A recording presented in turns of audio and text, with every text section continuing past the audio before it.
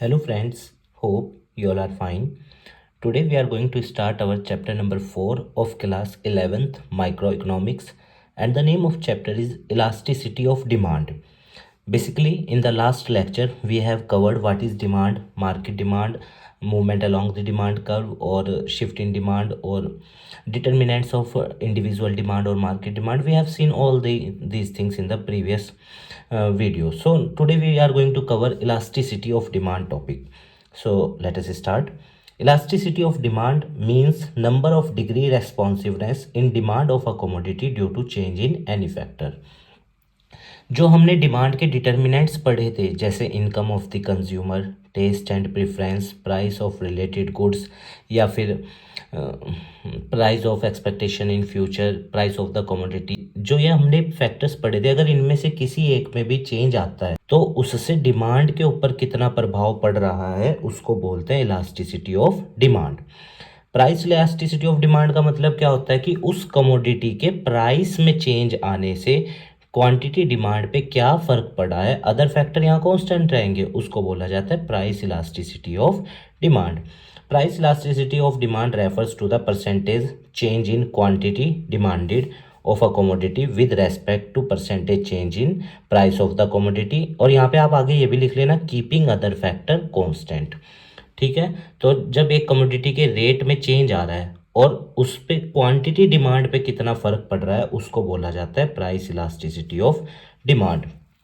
Calculation का formula क्या है, लेट अस सी। तीन मेथड है, percentage method for measuring price elasticity of demand, आपके सिलेबस में यही है। तो फॉर्मूला पहला है ई डी, डी आप इसमें स्मॉल बनाना। E D is equal to percentage change in quantity demand, जितने परसेंट क्वांटिटी में चेंज आया है वो ऊपर, और जितने परसेंट प्राइस में चेंज आया है उसको कहाँ पे रखना है, नीचे। मैं आपको दिखा रहा हूँ, देखिए। मान लीजिए किसी कमोडिटी की क्वांटिटी 10% चेंज हो रही है तो उसको रखेंगे ऊपर, और किसी कमोडिटी का प्राइस कितना चेंज हो रहा है 20%, उसको रखेंगे नीचे। तो जब हम इसको काटेंगे क्या आएगा, 0.5। तो E D is equal to, minus का साइन लगेगा इसमें। माइनस का साइन क्यों लगता है, क्योंकि प्राइस और क्वांटिटी डिमांड के बीच इनवर्स रिलेशनशिप है, जिसकी वजह से हमेशा जो भी इलास्टिसिटी की डिग्री निकलेगी आप उसके साथ माइनस का साइन ज़रूर लगाएंगे, सिर्फ डिमांड के केस में। पर E S elasticity of supply में, उस चैप्टर में आप नहीं लगाएंगे, क्योंकि वहाँ पे सप्लाई और प्राइस के बीच पॉजिटिव रिलेशनशिप होती है, यहाँ नेगेटिव है। That's why we use negative sign before the elasticity degree. दूसरा फॉर्मूला क्या है, delta Q upon delta P into P upon Q. आइए मैं आपको ये भी करके दिखाता हूँ। जैसे मान लो जब प्राइस 10 रुपये था, कस्टमर खरीद रहा था 15 यूनिट, ठीक है। जब प्राइस 5 हुआ, उसने क्वांटिटी कर दी 20 यूनिट, ठीक है। दूसरे फॉर्मूले से, फॉर्मूला क्या है, E D is equal to delta Q upon delta P into P upon Q. Delta Q quantity में कितना चेंज आया, 5 का। डेल्टा पी प्राइस में कितना चेंज है, 5। पी का मतलब ओरिजिनल प्राइस, क्यू का मतलब ओरिजिनल क्वांटिटी 15, ठीक है। 5 3 तो जब हम 2 को 3 से डिवाइड करेंगे क्या आएगा, E D is equal to -0.67 लिख दीजिए। आया समझ। डेल्टा क्या हो, change in quantity. Let us see, delta क्या हो, चेंज इन क्वांटिटी, जो क्वांटिटी में चेंज आया वो ऊपर। देखिए यहाँ पे आप, इसमें जो क्वांटिटी में चेंज आया वो कितना था, यहाँ पे क्वांटिटी में 5 का, वो हमने यहाँ रखा। डेल्टा पी प्राइस में कितना चेंज है, 5, वो यहाँ रखा। This P signifies original price, original price is 10, वो यहाँ पे। Q represents quantity, original quantity. Answer is 8 = 0.67। देखिए ये क्वेश्चन हुआ है कि जब प्राइस 10 है, कस्टमर 10 यूनिट खरीद रहा है, और जब प्राइस 15 हुआ कस्टमर ने यूनिट कम कर दी, क्योंकि हमने लॉ ऑफ डिमांड में पढ़ा था कि इनवर्स रिलेशनशिप है, रेट बढ़ने पे कस्टमर कम खरीदता है। अब देखो डेल्टा क्यू कितना चेंज आया क्वांटिटी में, 5, वो हमने यहाँ रखा। डेल्टा पी प्राइस में कितना चेंज है, 5, वो हमने यहाँ रखा। पी प्राइस ओरिजिनल क्या है, 10, देयर। क्यू ओरिजिनल क्वांटिटी 10, तो it is E D is equal to 1। Degree क्या आई, 1।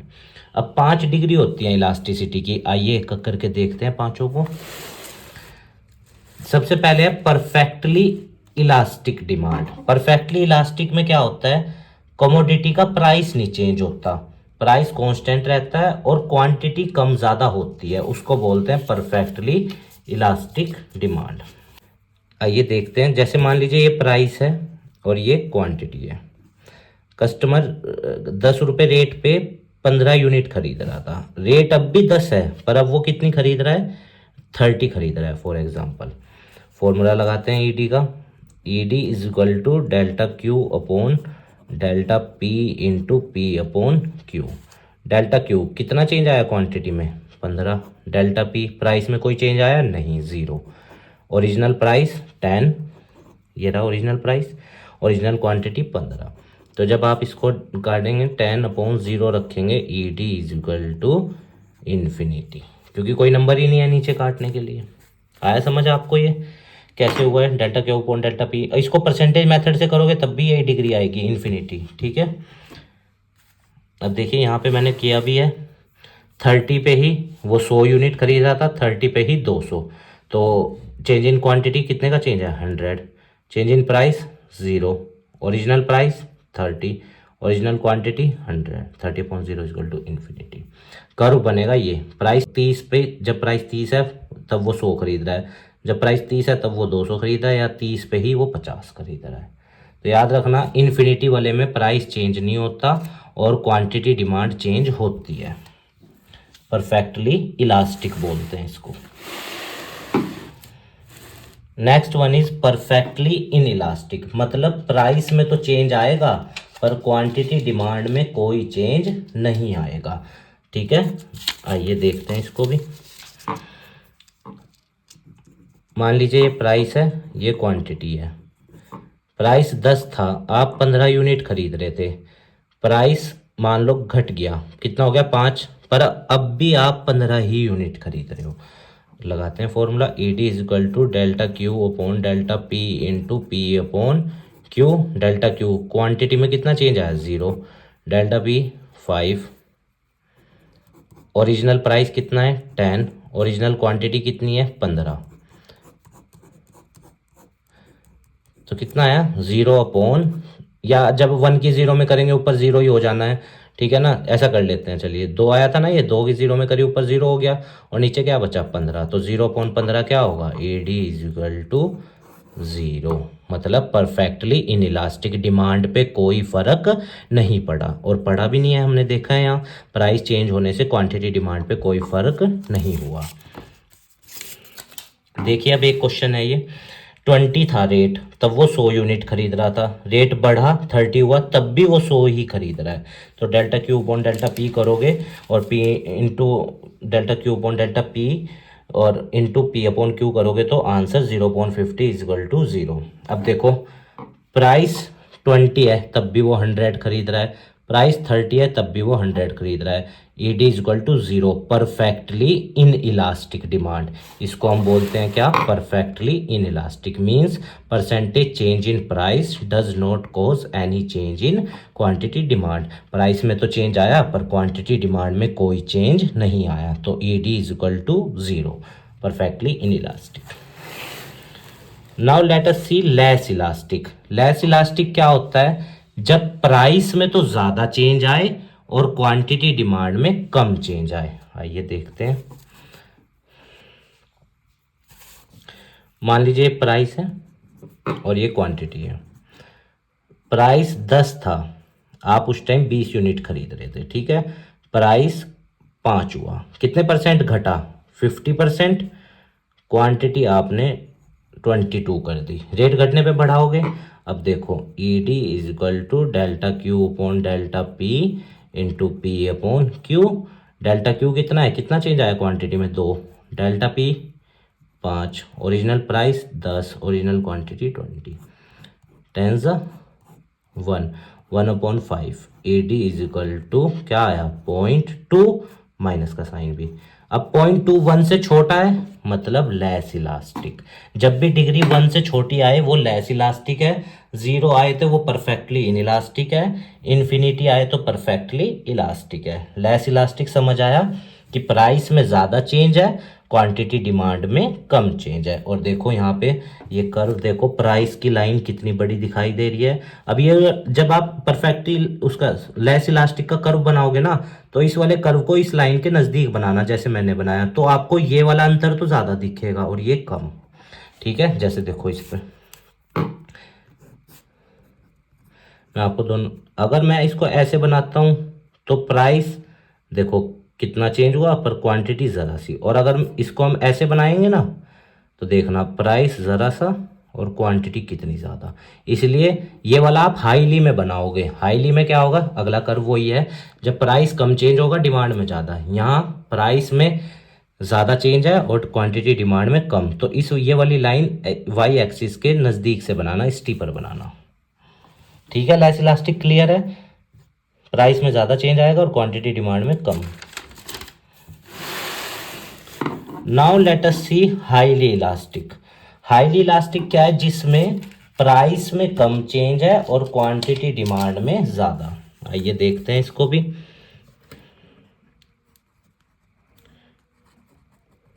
मान लीजिए प्राइस 10 था और आप कितनी खरीद रहे थे, 20 यूनिट। प्राइस घटा, ठीक है, 50% घटा, पर आपने यूनिट कितनी बढ़ाई, 100%। E D is equal to delta Q upon delta P into P upon Q. Delta Q quantity में कितना चेंज है, 20। डेल्टा पी प्राइस में कितना चेंज है, 5 का। पी का मतलब ओरिजिनल प्राइस, क्यू का मतलब ओरिजिनल क्वांटिटी। 20 से 20 cancel, 10 divided by 2 is equal to 5। So E D is equal to -2, मतलब मोर देन 1। 1 से ज़्यादा है ना 2, तो हाईली इलास्टिक। ठीक है, और हाईली इलास्टिक का कर्व मैंने अभी आपको बताया ही है। थोड़ा वाइडर बनाना, तो देखो प्राइस में कम चेंज है और क्वांटिटी डिमांड में ज़्यादा, इसीलिए इसको क्या कहा गया है, हाईली इलास्टिक। ठीक है, when percentage change in quantity demand is more than percentage change in price. अब देखो यहाँ पे 20 पे वो 100 यूनिट खरीद रहा था और जब रेट 10 हुआ तो वो 200 यूनिट खरीद रहा है। तो डेल्टा क्यू क्वांटिटी में कितना चेंज आया, 100 का। डेल्टा पी प्राइस में कितना चेंज आया, 10 का। और ओरिजिनल प्राइस कितना है, 20। ओरिजिनल क्वांटिटी कितनी है, 100। तो E D is equal to 2, more than 1। अच्छा, इसको दूसरे मेथड से भी मैं करके दिखा रहा हूँ, परसेंटेज वाले से।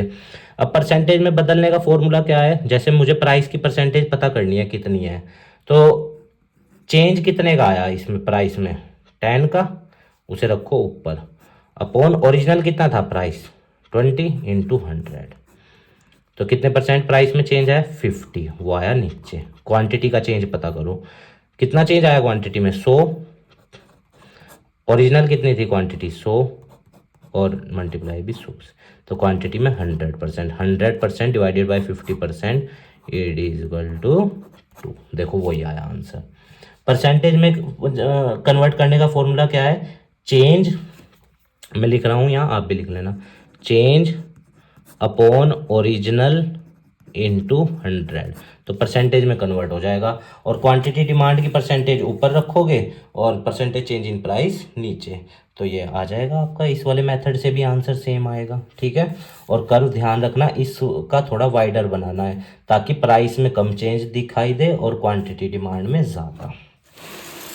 यूनिटरी इलास्टिक का मतलब होता है जितने परसेंट या जितना प्राइस में चेंज है उतना ही क्वांटिटी डिमांड में चेंज है। Means percentage change in price is equal to percentage change in quantity demand.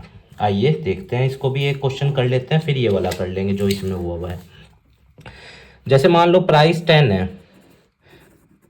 ठीक है, वो 100 खरीद रहा है।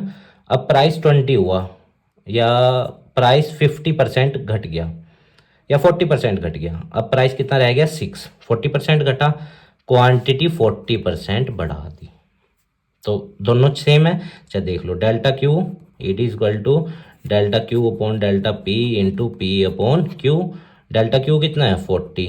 डेल्टा पी कितना है, 4 into original price original quantity, ये कितना आया, 2.5 और 10 अपॉन ये कितना हो गया, 2.5। ठीक है, 10 को 4 से काटा 2.5 और 2.5 को 2.5 से कैंसिल किया, AD इज इक्वल टू 1। आए 1 मतलब यूनिटरी इलास्टिक।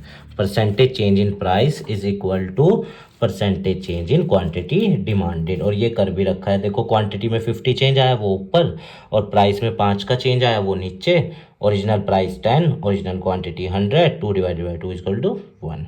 कर्व इसका ऐसा बनाना, देखो जो कर्व आप बनाओ वो दिखना चाहिए कि हाँ उतना ही है। यहाँ पे देखो ये एरो भी इतना है और ये एरो भी लगभग इतना है, तो इसीलिए ED is equal to 1 unitary elastic. ठीक है, और जो प्रोपोर्शनेट मेथड था एक्सपेंडिचर मेथड, अब वो आपके सिलेबस में है नहीं, इसलिए वो दिखाया नहीं, बनाया नहीं है। अब यह all the 5 degrees of elasticity of demand on single curve पे ये 0, ये मोर देन वो लेस देन 1, ये यूनिटरी, ये मोर देन और ये इन्फिनिटी। ये जो अभी हमने कर्व अलग अलग बनाए हैं ये सब अब एक पर है। अब हम देखते हैं इसके क्वेश्चंस को, ठीक है, जो आपने करने हैं इलास्टिसिटी के या MCQ जो आपने करने हैं। संदीप गर्ग की बुक में से ही कर लेना, बहुत अच्छी किताब है प्रैक्टिस कंटेंट के लिए, तो उसमें से कर लेना, मैं आपको शो कर रहा हूँ। तो MCQ हैं, ठीक है, और इसके बाद न्यूमेरिकल्स भी हैं, और जो क्वेश्चन है वो आप बुक में से कर लेना। और जौन सा भी आपको MCQ समझ ना आए, हालांकि आपके पास ये हो गई ही बुक, और अगर नहीं है तो इसमें देख लेना, और कोई सा MCQ अगर डाउट है तो आप हमें बता देना। बहुत अच्छी किताब है ये प्रैक्टिस पर्पस के उससे।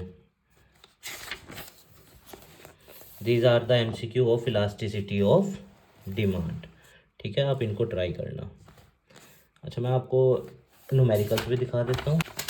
These are some of the numericals जो आपको करने हैं, ये इसके आंसर्स भी दे रखे हैं इधर।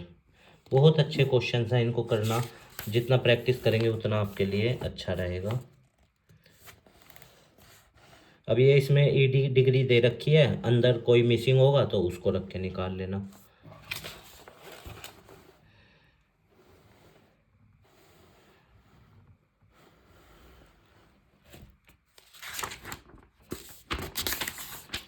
बहुत सारा प्रैक्टिस कंटेंट है, ठीक है, आप इतने कर लेना प्रैक्टिस।